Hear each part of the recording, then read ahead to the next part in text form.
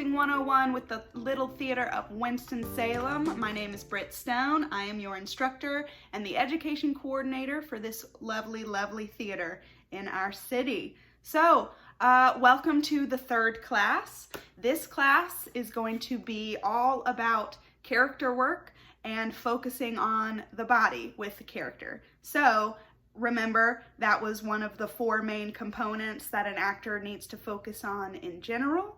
And so we're going to apply this component to building a character. So obviously people know that, backstory is very important to a character. Just understanding the age and the occupation and, the emotions and everything like that. But like I said in the first class, a lot of actors forget that this is also a way to tell a story and to translate emotions and thoughts and to translate your entire character to your audience as well as your fellow actors and your director. So, I am going to use character templates from this really, really cool archaic art form. It's called Commedia dell'arte or dell'arte. And this originated in the late 15th century and carried through for a number of centuries, honestly, but it was primarily used in the 16th century, kind of during the Renaissance and the time of Shakespeare and all of that. And it was the origination of improv and the idea of stock characters. And so, we know what improv is essentially, and it's on the spot thinking and on the spot performing. And so because they were traveling bands of people, relatively small groups of people that would go from town to town, and they would perform these template sketches called lazzi, but they would improvise throughout. And because they did not use text and they really didn't speak that much either, and they just produced a lot of noises, and they spoke in Italian and Latin, I think, back then a little bit. Anyways, I'm going to use the stock character templates from Commedia to show you how the techniques to transform your body into a character. And because it's easier to use a template in a video than me, because I can't work with you in a classroom setting. So we're going to use these templates, and these are the main characters in Commedia. We have Pantalone. Pantalone is a master, so there are two different types of characters. There's the masters and the servants. And then you kind of off to the side, you have the lovers. And those are typically the women, the smaller characters. Unfortunately, as we know, women really didn't take the stage much back then, or if at all. And so you have Pantalone. He is a very miserly character. He's that kind of just old man, old lady, miserly, sometimes witchy character. Then you have Magnifico. Magnifico is a master as well. You can tell by the name that it is a magnificent character, very royal, very upright, very vertical. Then you have Capitano, or the captain. He's also a master. He's also very upright, but he's a little more outward, more aggressive. Then you have the doctor. He's not necessarily a doctor, but he possesses that type of quality for some reason back then. And he is a very robust, loving life, and he's also a master as well. Then you have the two servants. You have the Harlequino, which also, given the name, is the Harlequin. He's the comic relief, the Joker. All of these are comedic characters, obviously, but the Harlequin is really the nucleus of comic relief in a lot of the master servant scenes. The other servant is called Zani, and he is your typical servant, timid, afraid, follower, and then you have the two lovers, Brighella and Columbina, and so they are the young women, requited love, unrequited love, very up in the clouds, not ditzy necessarily, but just somewhat flighty, if you will. So now we're going to go into the technique that I use and that you can use through these templates and with further character work with the body. It's called the string technique, and I'm going to show you in a minute, so just follow me to my studio. So, but like I said, we're going to work with shape and form today because it's kind of a really cool experiment to do as an actor, to instead of writing out your backstory and doing all of that mental work and emotional work and figuring out that puzzle, and let go and see what you can just do with this. Because like I said, also a lot of actors forget that this is a really important thing. You don't have to be running, you don't have to be a dancer.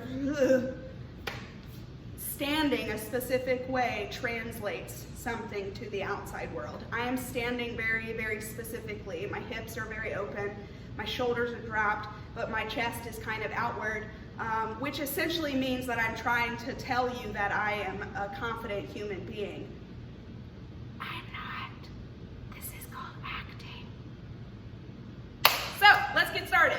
All right, let's focus on Magnifico. So Magnifico is a magnificent person. He's a leader. He represents a kingly vibe, very royal. And so basically when you start to work with form, you choose a body part that that character leads with. The body part leads the character. Now, for these characters, the body part is kind of already assigned, and we're working with that. And these are templates and examples for you to understand what the process is, okay? So we're gonna play around with this. So, Magnifico, we're going to use the head. Magnifico starts with the head. And for these exercises that you're hopefully going to do at home, we're going to pretend that there's a string attached to these body parts. And a leading body part, you're basically going to take that string and pull that body part forward or upwards, okay? You're not gonna manipulate it and become a contorted figure. You're gonna focus on this one body part and see what it does to that body. So Magnifico, okay? We talked about how it's upright, very vertical, very royal. We're gonna focus on the head, and we're gonna use that string and we're gonna pull the head up as far as you can go. Pull, pull, pull, pull, pull, pull, pull, pull, pull. As you can see, my neck is stretching. I'm not pulling it and looking up. I'm staying very grounded, staying like a human being would stand, but I'm letting my head lead, going upward. My shoulders have naturally dropped. I've become very elongated, and I naturally just sort of look like I'm very sure of myself. But I'm very closed in because this is vertical. So what types of characters could we say Magnifico would translate? Like I mentioned, a king, a leader, a senator, a politician, any type of vibe that promotes pride, confidence, leadership, even a domineering type of thing. So that's Magnifico, and the head is the leader. Now, Pantalone is one of my favorite ones to play around with. And Pantalone, you're going to use your nose as your leader. So you've got that string attached to the tip of your nose. And all you're gonna do is pull that string, I'm gonna turn to the side, pull that string outward. Just let your nose reach out. And as you can see, my body has already changed, right? The contortion. My back has bent over, my shoulders are dropped, my arms aren't going out this way, but my nose is clearly leading me. So I'm going to move like this. And I described Pantalone as this kind of like miserly, sneaky character.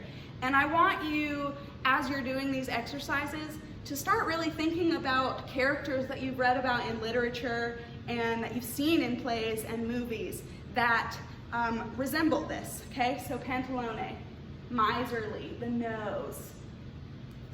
Scrooge, that's Scrooge right there. Scrooge is Pantalone 100%. All right, next, the doctor. The doctor uses the belly.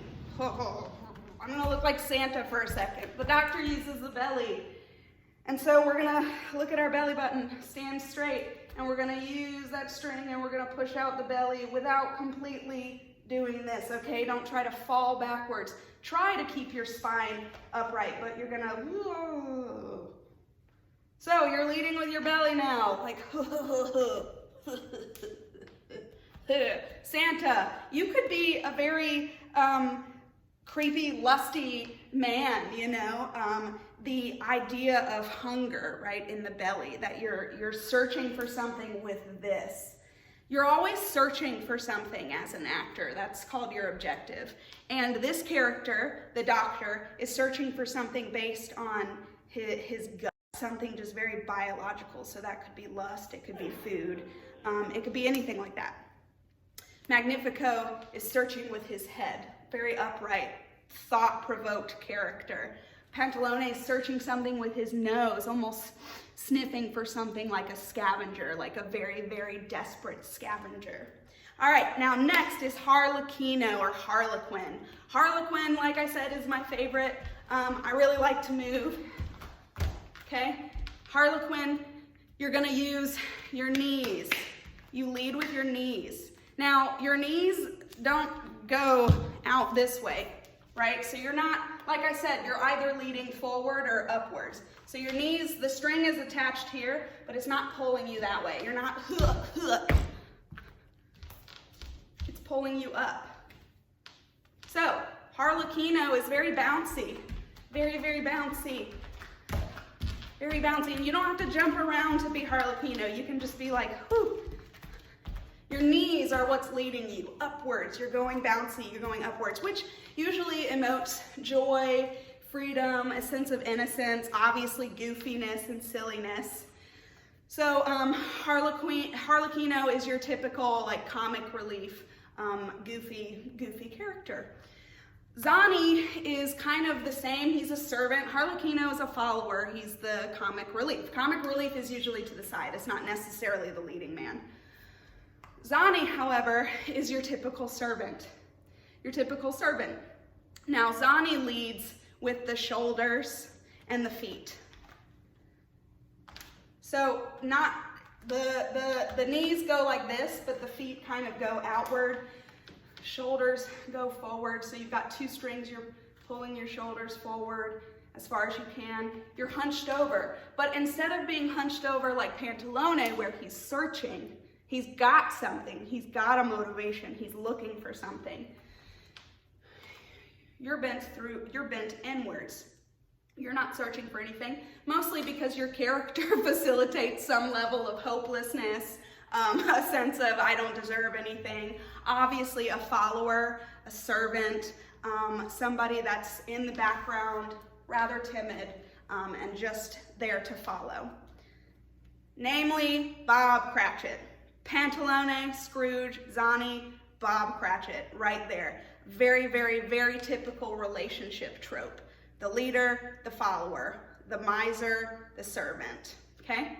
So, leading with the shoulders, very, very hunched over, very timid. I already look scared. I already look like I'm just waiting for something to fall or smash me in the face, okay? So that's Zani, the servant, the follower. We've got Capitano, which resembles Magnifico a little bit, but instead of going upwards, it is going out. So it's a little more aggressive, a little less thought-provoking, a little more oomph to everything, okay? So it's kind of heavier, a heavier movement instead of graceful. So you're leading as Capitano, you're leading with your chest. So pull, hopefully this is not awkward for you all to be watching me do this, but you're leading with your chest, which really just taking a big breath, dropping your shoulders down a little bit and leading. So you're almost marching. You're a soldier, you're captain, and you're typically pretty cocky in a louder way. Magnifico's probably just up here, right? And then you've got Brighella and Columbina, which are both, you know, kind of unfortunately, given the time period back then, the female characters were less specific and kind of just fell under the domain of being reserved and flighty and like, oh. So Brigella leads with her hips, but her hips are rather closed. So she's an innocent, young, like, oh, kind of, I wouldn't say ditzy because that insinuates stupidity, and really no one's stupid. And so Brigella and Columbina are the women. They're the lovers. They kind of promote the idea of love, whether requited or unrequited. Boom! Okay, that was a very quick explanation of all of those characters. And the reasons why I explained all of that is not only because I enjoy it, but because, like I said, these are templates for what types of characters always exist. Okay, so we're back, and now really I just want to tell you that I know that was definitely a longer video. Thank you for sticking with it. And what I would like for you to do at home is just go through all of those characters that I showed you, play around with that, think about your breath, think about your, just try and make noises and see how the posture might affect your voice and your vocal cords. And so play around with those characters and then go back and do the same type of positioning, but instead of focusing on being Pantalone or Harlequino, try and just feel that posture and see if you can come up with a different character, a character of your own, or thinking about characters that already exist. Like I explained, these are considered stock characters, which means that they are kind of your typical baseline characters that you see in a lot of stories, plays, movies, TV shows, books, without even noticing. For like I gave the example of Pantalone equals Scrooge and Zani equals Bob Cratchit. Those are stock characters. A lot of our various characters are built off of those qualities, which is why they're very good templates to use with character work in general, but specifically with the body, because Commedia was all about the body and that translation. So, like I said, I would like for you to go through those characters, go through those positions, see what other types of characters you could come up with just based on the shape and the form. And even after that, if you'd like, start playing around with other parts and see what happens. So yeah, next time we will be talking about the voice and character work that way, and I might even get into a little bit of dialect work if you will stick with that, and if I'll stick with that. So hope to see you next time. Stay safe and healthy as always, and enjoy the rest of your week.